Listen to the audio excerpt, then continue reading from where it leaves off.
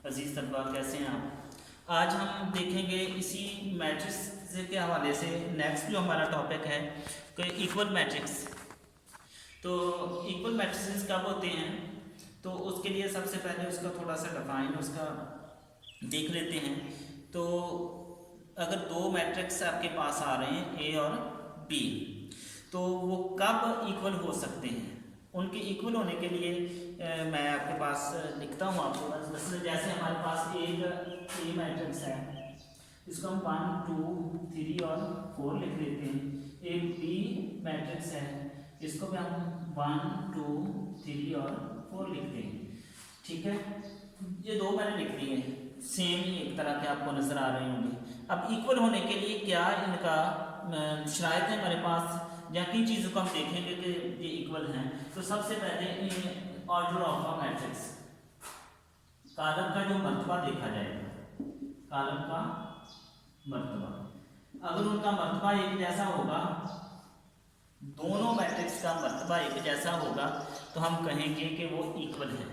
लेकिन ये पहली शर्त है इसकी। एक इसकी दूसरी शर्त भी है, वो साथ ये है कि इसके क्रॉसपॉन्डिंग एलिमेंट्स, क्रॉसपॉन्डिंग तो इसको हम उर्दू में कह लेंगे कि तो मुतनाज़रा अरकान है। मसलन ये वहाँ पे 1 आ रहा है, तो बी में इसका क्रॉसपॉन्डिंग जो है वो ये वाला 1 है, इसका क्रॉसपॉन्डिंग है। यानी इसी जगह पे दूसरे मैट्रिक्स की उसी जगह पे कौन सा एलिमेंट आ रहा है, वो उसका क्रॉसपॉन्डिंग एलिमेंट्स है। तो ये दोनों भी बराबर होने ज़रूरी है। ठीक है अजीज तलबा, कि ये पहली कंडीशन तो उसका मर्तबा बराबर है, दूसरी कंडीशन है कि उसके क्रॉसपॉन्डिंग एलिमेंट्स हैं वो भी आपस में बराबर होने ज़रूरी हैं। अगर दोनों कंडीशन पूरी हो रही है तो हम कहेंगे कि जो मैट्रिक्स हैं आपके वो इक्वल हैं, मुसावी हैं।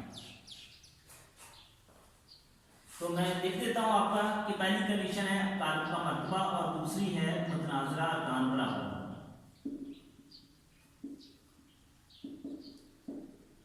तो ये आपके पास मैंने मैट्रिक्स लिखे हैं। अगर आप उसको देखें तो इसमें पहले तो हम इसके ऑर्डर की तरफ आते हैं, मरतबे की तरफ। तो वही कुलिया बनाना जो हमने इसमें कतारों की तादाद और कालमों की तादाद को हमने देखा था। तो इसमें नंबर ऑफ रोज 2 हैं और नंबर ऑफ कॉलम्स कितनी हैं, वो भी 2 हैं। तो इसका ऑर्डर कितना आ गया, 2 क्रॉस 2, इसका मरतबा। इसमें नंबर ऑफ रोज कितनी है, 2, नंबर ऑफ कॉलम्स कितने हैं, 2। तो इसका मरतबा कितना आ गया, 2 क्रॉस 2। इसका मतलब कि हमारा पहली कंडीशन जो थी वो फुलफिल हो गई है। और अब हम दूसरी देखते हैं। दूसरी कंडीशन हमने देखी थी कि इसके मुतनाज़रा अरकान जो हैं वो बराबर होने चाहिए। देखिए इसमें जो पहले नंबर पे क्या आ रहा है, 1 आ रहा है, तो इसमें पहले नंबर पे 1, इसमें दूसरे नंबर पे 2 है, तो इसमें भी 2 है। ठीक है, यहाँ पे कोई और एलिमेंट भी हो सकता है, यानी कि 2 3 4 कोई भी हो सकता है। एक बात और ज़हन में रखिएगा कि वो जो एलिमेंट है आपका वो इस शक्ल में भी हो सकता है। मसलन मैं यहाँ पे लिख देता हूँ 4 4, तो जहाँ पे वो 2 + 2 लिख देता है। ठीक है, ये 2 + 2 भी क्या है, ये भी 4 है, इसलिए ये इसका क्रॉसपॉन्डिंग भी है कि इसको आप दोनों को प्लस करें या माइनस करें तो वही जो अरकान बनता है, एलिमेंट बनता है, रुकन बनता है। तो इसका फिर भी ये आपका इसको फुलफिल कर रहा है, बराबर है। ठीक है, जरूरी नहीं कि बिल्कुल इसी के बराबर लिखा हो। ये 3 है आपका, तो मैं इसको आपको एक और कंडीशन में लिख के बताता हूँ कि अगर वो इसको लिख देता है कि 5 - 2, तो 5 में से -2 करें तो कितना आता है, वो भी 3 आता है। तो लिहाजा ये भी इसके कॉरस्पॉन्डिंग एलिमेंट्स इसके दोनों क्या हैं, बराबर है। तो इसको थोड़ा सा दोबारा देखें कि ये टॉपिक हमारा है कि इक्वल मैट्रिसेस, जिसमें कि मैट्रिसेस कब बराबर होते हैं। उसके लिए आपके पास 2 शर्तें हैं कि उनका ऑर्डर बराबर होना चाहिए और नंबर 2 उनके कॉरस्पॉन्डिंग एलिमेंट्स बराबर होने चाहिए। तो आज ये आपके पास एग्जाम्पल मैंने कोट की, इसमें मैंने आपको बताया कि इसका ऑर्डर कैसे बराबर था और इसके कॉरस्पॉन्डिंग एलिमेंट्स कैसे बराबर हैं। अब 1.1 एक्सरसाइज में जो क्वेश्चन नंबर 2 है उसकी तरफ हम आते हैं। तो उस क्वेश्चन में इसको हम आगे लेके चलते हैं।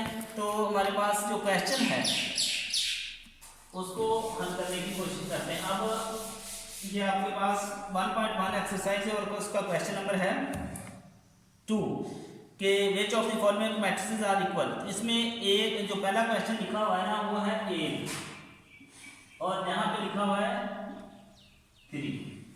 ठीक है, सबसे पहले आपने देखना है कि इसके इक्वल और कौन सा आ रहा है आपके पास। आपके जितने भी क्वेश्चन दिए हुए हैं इसके इक्वल कोई आ रहा है, क्योंकि इसमें रोज कितनी हैं वो भी 1 है और कॉलम कितने हैं वो भी 1 है। इसका मतलब है n क्रॉस n जो आपका ऑर्डर है इसका वो आ रहा है 1 क्रॉस 1।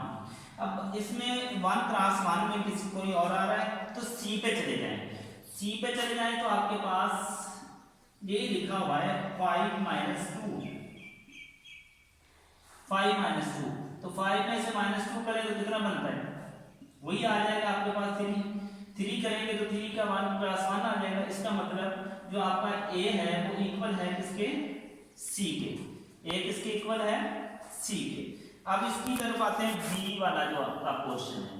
b वाला क्वेश्चन आपने लिख लिया, b में 3 और 5 आ रहा है। इसका मतलब इसमें नंबर ऑफ रोज 1 और नंबर ऑफ कॉलम्स कितने हैं इसमें 2 और मर्तबा आपके पास कितना आ गया इसका n क्रॉस n और m आपके पास 1 है और n आपके पास 2 है 1 क्रॉस 2। अब इसी में से हमने और देखना है जिसका 1 क्रॉस 2 आ जाए हमारे पास। तो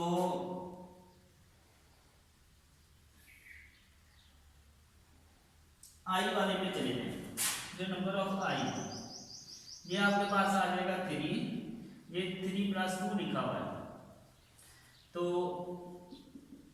ये 3 है, 3 और 2 करेंगे कितना आ जाएगा 5। इसमें number of rose 1, number of columns 2 तो 1 क्रॉस 2, इसका भी 1 क्रॉस 2 आ गया। और इसके बाद इसके कॉरस्पॉन्डिंग एलिमेंट्स को देखना है हमें। यहाँ पे 3 है, यहाँ पे भी 3, यहाँ पे 5, यहाँ पे 5, दोनों कंडीशन फुलफिल हो गई है तो हम कह सकते हैं कि जो b है वो इक्वल किसके है i। इसी तरह से बाकी क्वेश्चंस हैं। इसका अगर आप d लेना चाहें 5 और 3 है तो 5 और 3 वाला इसका इक्वल नहीं आ रहा कोई भी। e वाला क्वेश्चन अगर आप देखेंगे तो 4 0 और 6 2 है तो जे वाला ऑप्शन जो आ रहा है आपके पास जे जो उसमें आपने 2 और 2 करेंगे तो 4 हो जाएगा, 2 से 2 माइनस करेंगे 0 हो जाएगा, यानी e और j बराबर आ जाएंगे। f में 2 और 6 है तो ये किसके बराबर आ जाता है g के। g में आप 3 में से -1 करेंगे 2 हो जाएगा, 3 में 3 प्लस करेंगे 6 हो जाएगा। तो यही इसका क्वेश्चन है। उम्मीद है आपको समझ आ गई होगी। ओके, अल्लाह हाफ़िज़।